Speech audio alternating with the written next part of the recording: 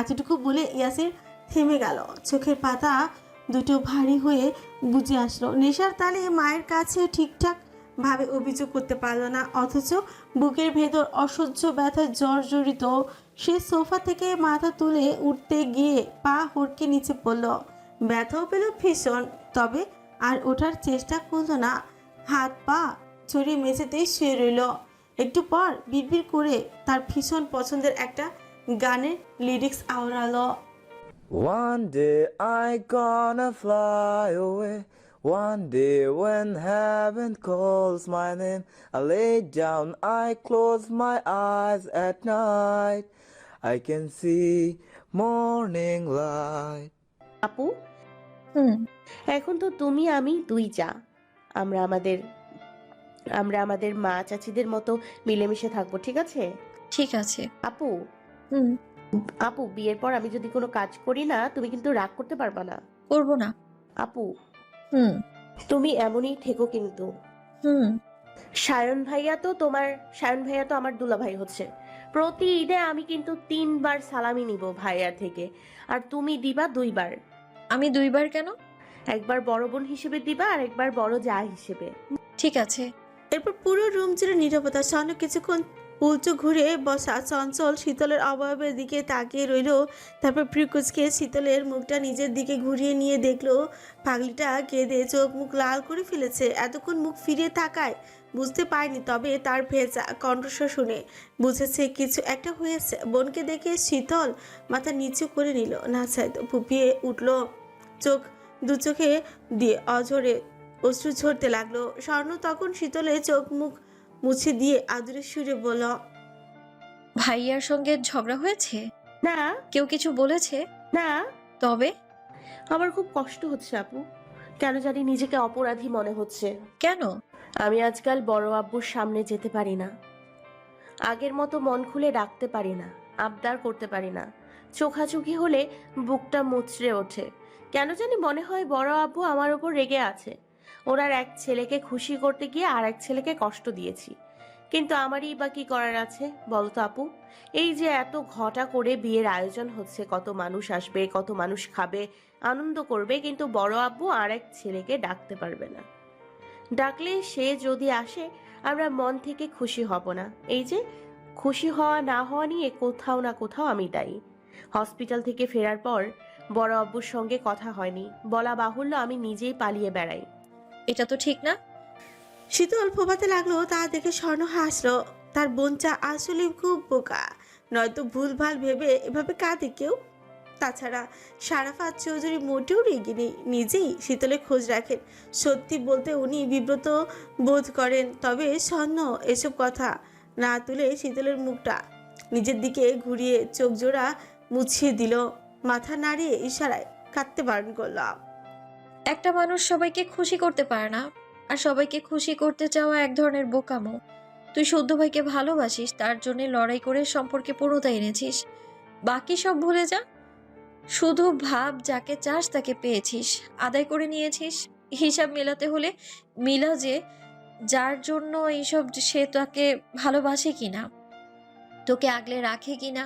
যদি সেই মানুষটা ঠিক থাকে তাহলে বাকি সব ফিকে হোক। আর মাঝে মাঝে কিছু জিনিস দেখেও না দেখার ভান করতে হয়। এখন যদি তোর ভাবনা অনুযায়ী বড় আব্বুকে খুশিও করতে চাস, তবে ইয়াসিরের কাছে যেতে হবে। যাবি? সে নাকি তোকে পছন্দ করে, বিয়ে করবে এবং মাফিয়াগিরি ছেড়ে দেবে। কিন্তু তুই থাকতে পারবি শুদ্ধ ভাইকে ছাড়া? যদি যেতে চাস, শুদ্ধ ভাই কিছু বলবে না, তবে এই জীবনে তোর মুখ দর্শন করবে না। না তুই কখনো তোর শুদ্ধ বিশুদ্ধ পুরুষের কাছে ঘেঁষতে পারবি? আর তা সইতে পারবি তো, প্রিয় পুরুষের ঘৃণার দৃষ্টি নিয়ে বাঁচতে? বোনের কথা শুনে শীতল ফ্যাল ফ্যাল করে তাকিয়ে রইল। এ কথা তো সে স্বপ্নেও ভাবতে পারে না। তাই ভেজা কঞ্চে বলল, শুদ্ধ ভাইয়াকে ছাড়ার কথা ভাবতে গেলে দম আটকে মারা যাব। তাকে ছেড়ে অন্য কারোর কাছে যাওয়ার কথা তো বহু দূর। তাহলে যা হচ্ছে হতে দে। সবার ভালোর কথা ভাবতে গেলে নিজের ভালো থাকতে পারবি না, অথচ আমরা সবাই চাই তুই ভালো থাক। শীতল বোনের হাত আঁকড়ে ধরে মাথা নিচু করে কিছু ভাবলো, তারপর নিচু স্বরে বলল, নীল চোখওয়ালা আমাকে একটা ভিডিও পাঠিয়েছে। ওখানে শুদ্ধ ভাই ঐশ্বর্য আপুর বাবাকে। কথা গোপন করতে শিখ বোন, সব কথা আওড়াতে নেই।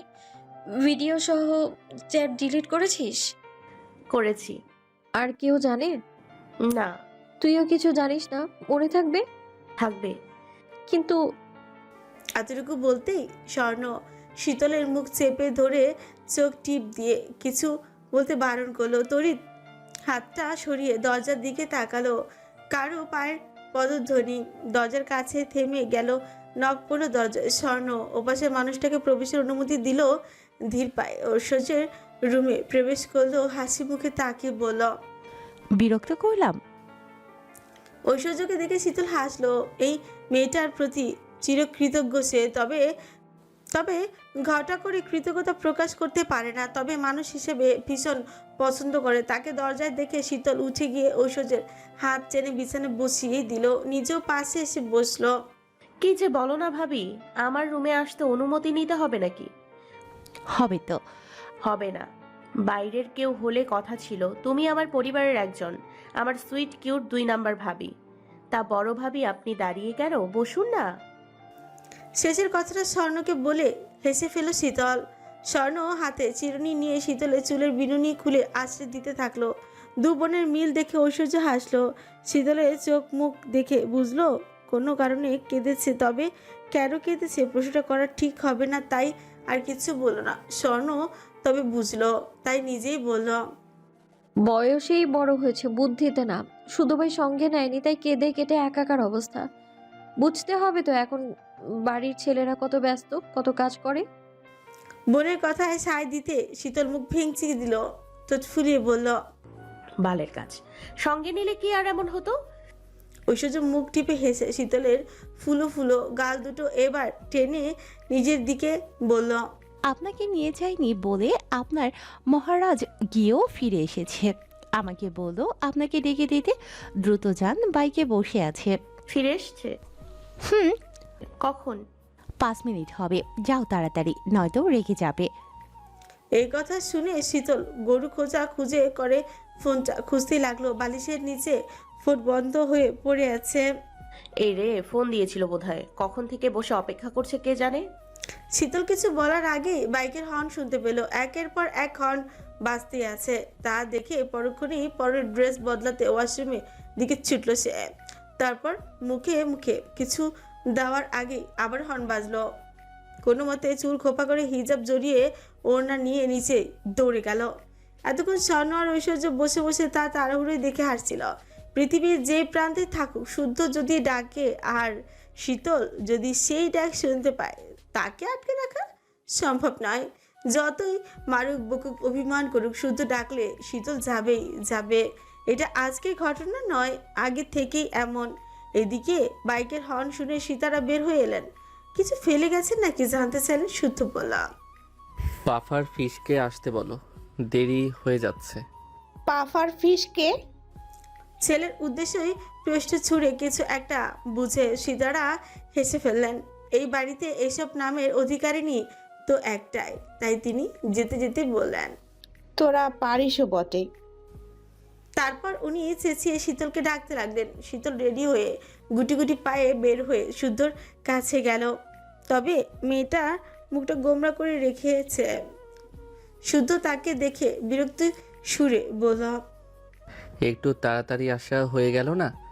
আমি ভাবলাম নিমন্ত্রণ পত্র না পাঠালে আজ আর নামবেনি না।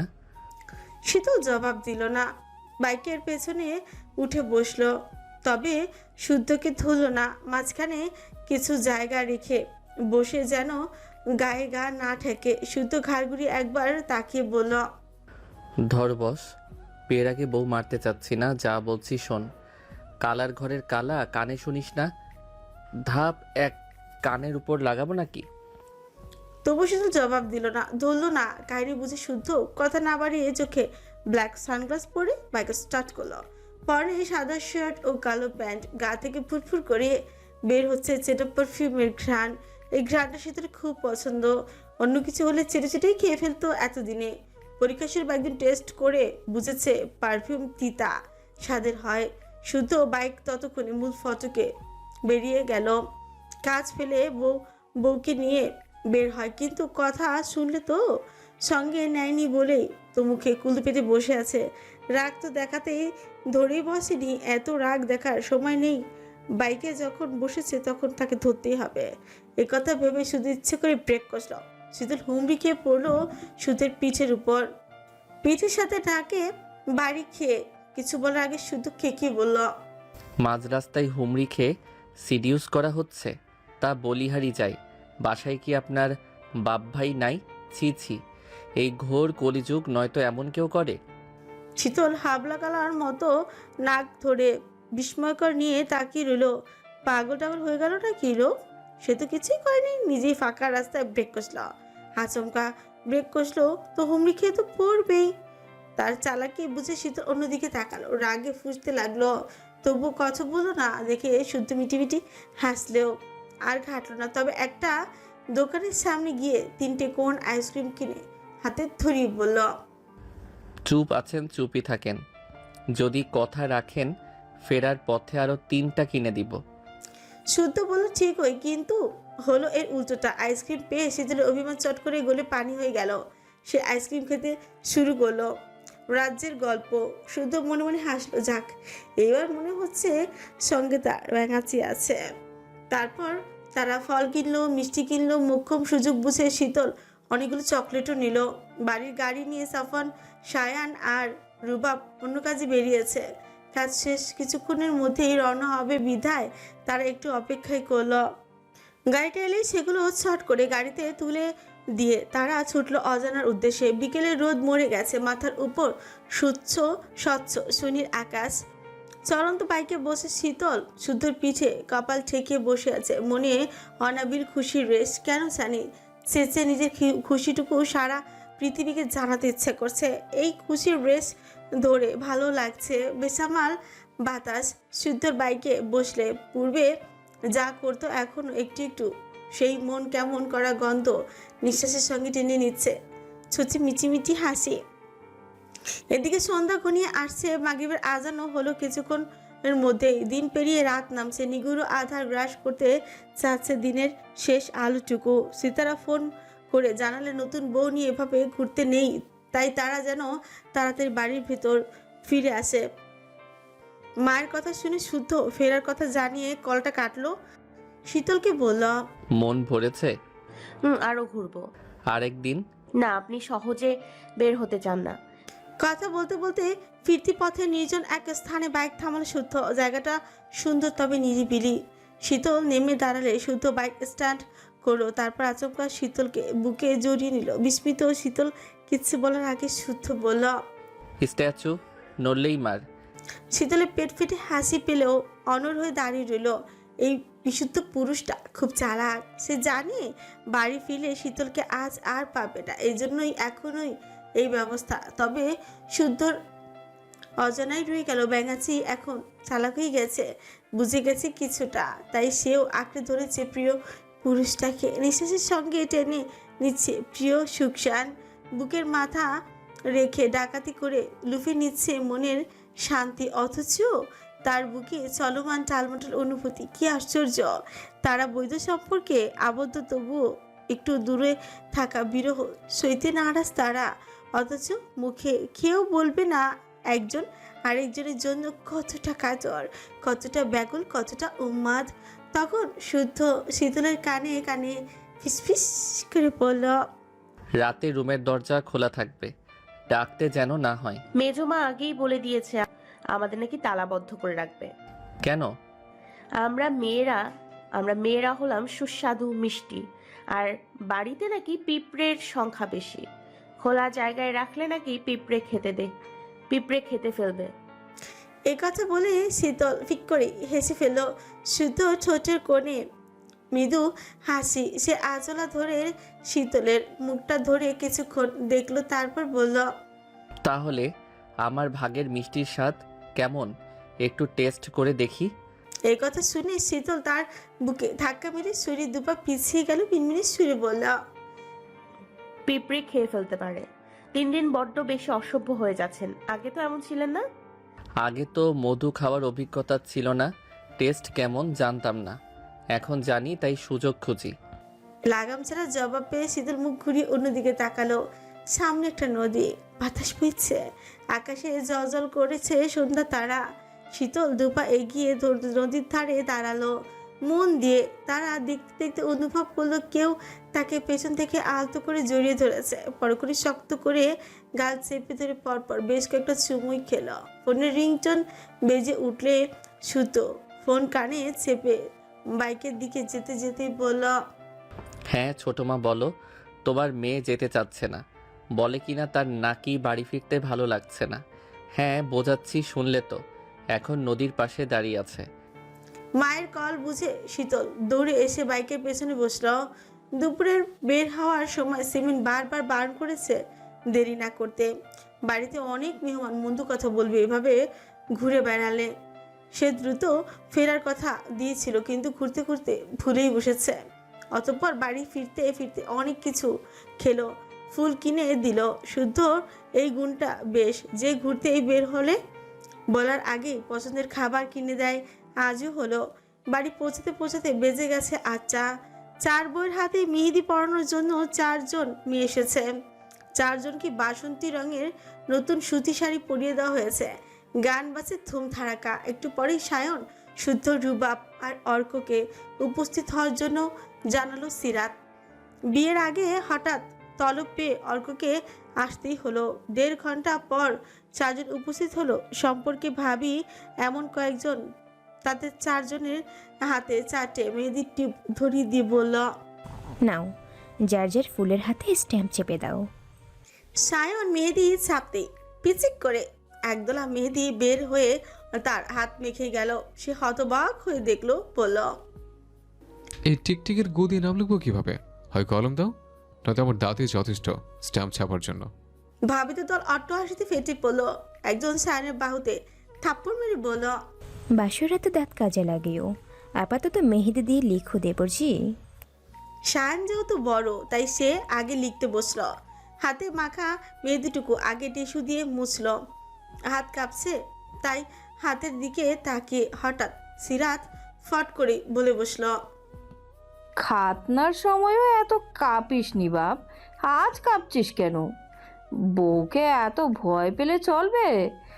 তুই আমার বীর পুত্র, ও ফটাফট লিখে দে নাম। সিরাতের কথা শুনে সায়ন কলার উঁচিয়ে সবার দিকে তাকালো। সিমিন কিছু নিয়ে রান্নাঘরের দিকে যাচ্ছে দেখে ফট করে বলে বসল, ছোট মা, জীবনে প্রথমবার বইয়ের হাতে নাম লিখতে চাচ্ছি, দোয়া করো। তা পুত্রবধূ পছন্দ হয়েছে তো? এদিকে এসো, পরিচয় করিয়ে দে। এই কথা শুনে সিমিন থতমত খেয়ে দাঁড়িয়ে গেল। কি বলবেন বুঝতে না পেরে ফট করে বলে বসলেন, যাও বাবা, কাজ সেরে বীর সন্তানের মতো ফিরে এসো। এই কথা বলা মতো সকলে উচ্চ শব্দে হেসে উঠল। হাসতে হাসতে এক একজন মেঝেতে বসেই পড়লো। সিমিন গতিবিধি না পেয়ে ছুটলেন রান্নাঘরের দিকে। এরপর কাপা হাতে স্বর্ণের হাতে সায়ন নিজের নাম লিখেই দিল। শুদ্ধ লিখতে গিয়েও থেমে গেল। চোখ তুলে একবার তাকিয়ে ঘসঘস করে কিছু লিখে উঠে পড়লো। রুবাব বসলো, সেও লিখলো। এরপর অর্ক এসে বসতেই শখ দৃষ্টি নামিয়ে নিল। শখ হাত বাড়িয়ে দিলে অর্ক কাপা হাতে ধরলো শখের হাত। মজার ব্যাপার হচ্ছে দুজনেরই হাত কাঁপছে। এই নিয়ে এক দফা হাসাহাসি হলো আর ক্যামেরাম্যান প্রতিটি মুহূর্তের ছবি ক্যামেরা বন্দি করলো। অতঃপর ড্রয়িং রুমে গান বাজনা, হইচই, খানাপিনা সহ মহিলাদের নানান আড্ডাবাজি চলতেই থাকলো। হাতে মেহেদি পড়া হলে সিরাত 4 জনকেই নিজের হাতে খাইয়ে স্বর্ণের রুমে রেখে তালা আটকে দিল। এই নিয়েও হাসাহাসি হলো কিছুক্ষণ। বউয়ের হাতে নাম লিখে বাড়ির ছেলেরা চলে গিয়েছিল বাইরে। ফিরল রাত 12টার পর। খাবার টেবিলে মা চাচিরা কথা ইঙ্গিতে বুঝলো আজকে আর বউয়ের দেখা পাবে না। তখন এক একজনের মুখটা দেখার মতো হলো। বেচারা শান স্বর্ণের রুমের দরজার সামনে ঘুরঘুর করলো। রুবাব জোরে কথা বলে শুনিয়ে শুনিয়ে রুম পার হলো, কিন্তু কিছুতেই কিচ্ছু হলো না। আর এই দুঃখে 3 ভাই ছাদে গিয়ে বসলো। ছাদে বসে চৌধুরী নিবাস দেখতে বেশ লাগছে। তখন ফোনে কল এলো শুদ্ধর কামরান হাসান স্যান্ডি এসেছে ব্যাচেলার পার্টি করতে। সে নিচে গিয়ে তাদেরকে ছাদে আনলো।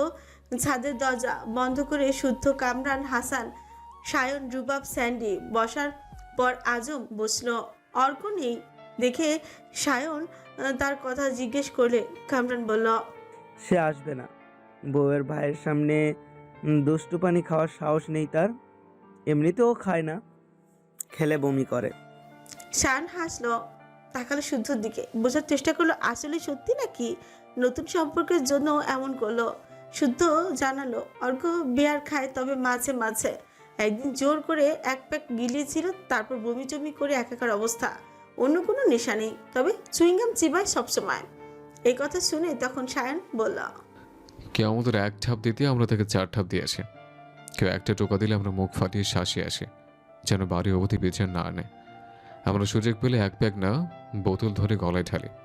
আমাদের দৃষ্টি আমাদের বোন জামাই বেশি ভদ্র হয়ে গেছে। তার কথা শুনে সবাই একচোট হাসলো। তখন হাসান জানালো, অর্কের যে মা উনি অন্যরকম মহিলা, যেমন ভালো তেমনি রাগী। ওনার ভালোবাসা পেয়ে অর্ক নিজেকে ওই রকমই ভাবে গড়ে তুলেছে, যেন তাকে নিয়ে তার বাবা মায়ের মধ্যে কোনো সমস্যা সৃষ্টি না হয়।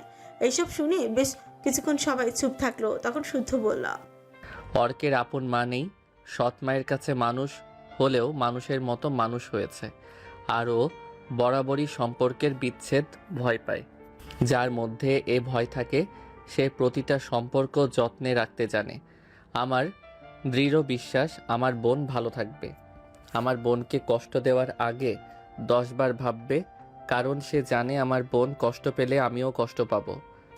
স্যান্ডি আসার সময় 4 বোতল ব্র্যান্ডের লাল পানি এনেছে, আজও এনেছে, কামড়া এনেছে বিয়ার। ছাদের দরজা বন্ধ করে যে যার মতো পছন্দসই জিনিস হাতে তুলে নিল। শুদ্ধ একটা বিয়ারের বোতলে ছিপ নিচ্ছিল।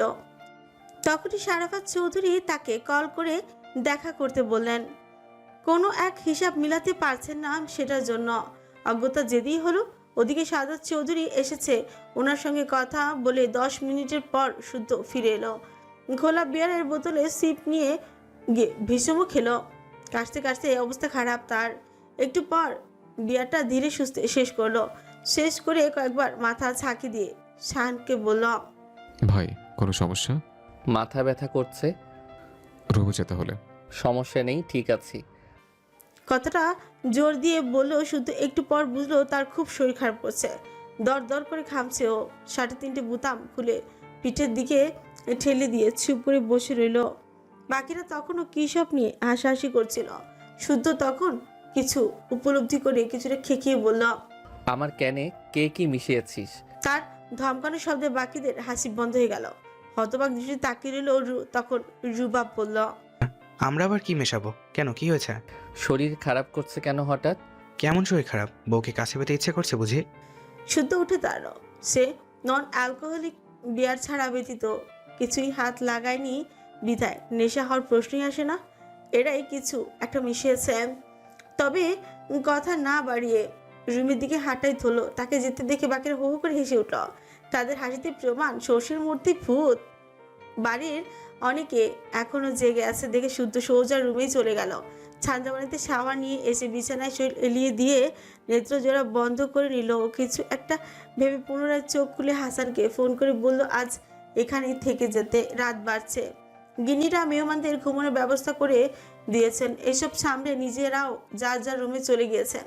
ঘড়ির কাঁটার টিকটিক আওয়াজের সাথে চৌধুরী বাড়ি ধীরে ধীরে শান্ত হতে সায়ন চুপি চুপি ছাদ থেকে নামলো। পকেট থেকে চাবি বের করে স্বর্ণের রুমে তালা খুলে দরজায় নক করলো।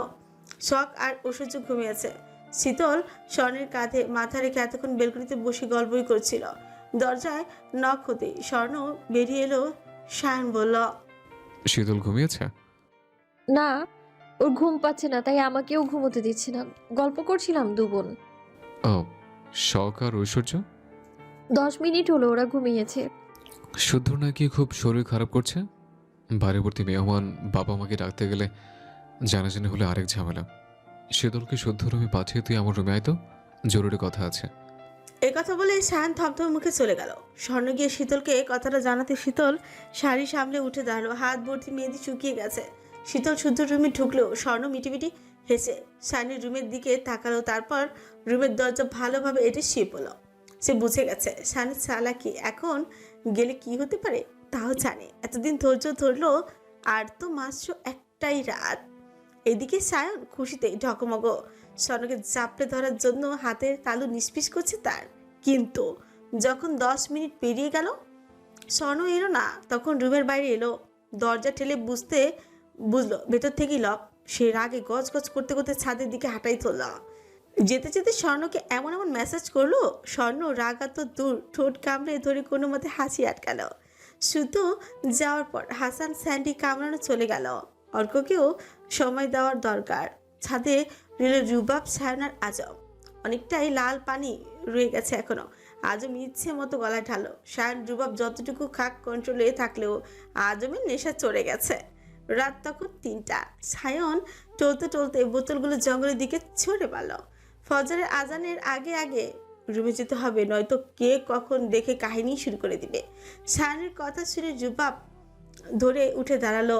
আজমও একেবারে উঠতে পারলো না। সায়ন তাকে ধরে উঠালো। আজমের নেশায় চড়ে চোখ বন্ধ করে হাত সামনে দিয়ে হাঁচে হাঁচে হাঁটছে। সিঁড়ির কাছে গিয়ে সে আর নামবে না। সে নাকি সিঁড়ির যাকে বাঁশ ছাড় দেখছে। বাঁশ ছাড় আবার বাঁশের থেকে কালো কালো গরিলার সংখ্যাই বেশি। এখন কথা হচ্ছে বাঁশ ছাস এলো কোথা থেকে? এলো তো এলো, কিন্তু এত সব গরিলার আমদানি কোথা থেকে হলো?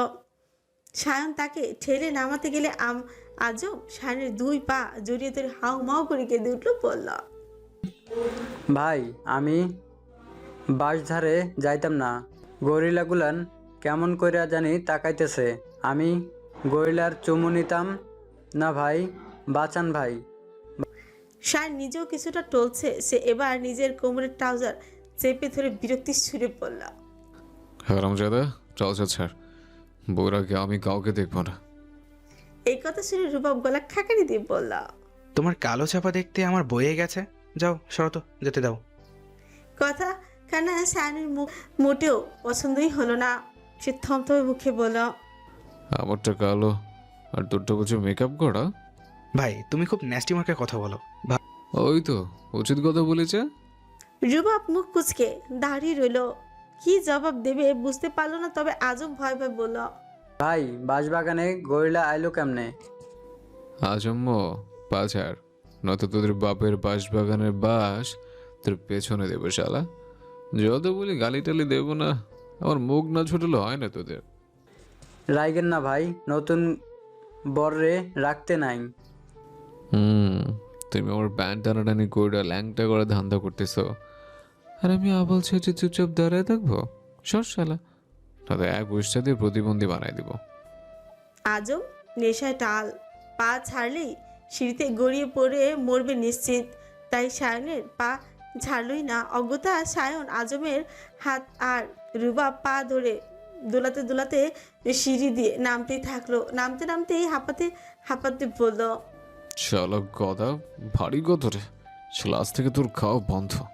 এই কথা বলে সে রুবাবকে বলল, দোল দোল দোলনে। ছড়াটা বলতে ভাই, ছড়া বলতে বলতে নামলে বোধ হয় তাড়াতাড়ি নামতে পারবো। রুবাব এবার মাথা চুলকাতেই আমতা আমতা করে বলল, ভাই কবিতার সুর মনে আছে, কবিতা মনে নেই। হ্যাঁ, তাহলে আমি যে বলেছি আমার সাথে তাল মেলা। হ্যাঁ শুরু করো। অতঃপর সায়ন গুনগুন করতে করতে ছড়া বলতে লাগলো, দোল দোল দোলনে, রাঙা মাথায় চিরনি, আজ স্টাইল আসবে এখনই, আজম্ম নিয়ে যাবে সখনে।